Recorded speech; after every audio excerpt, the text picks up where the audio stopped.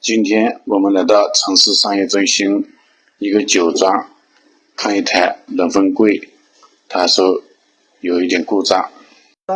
客户说就是这个机子正常开启后，打开这里面来，里面没有冷风吹出来。我们经过仔细查看后，发现压缩机运转正常，就是里面那两个风扇不转。你看现在有电，这个风扇就是不转。我们叫老板买了2个新的后来给它换上。这里面位置比较狭小，也不好换，也不好拍照。换好后我们开启电了，你看这2个风扇就有转了，这样也就 OK 了。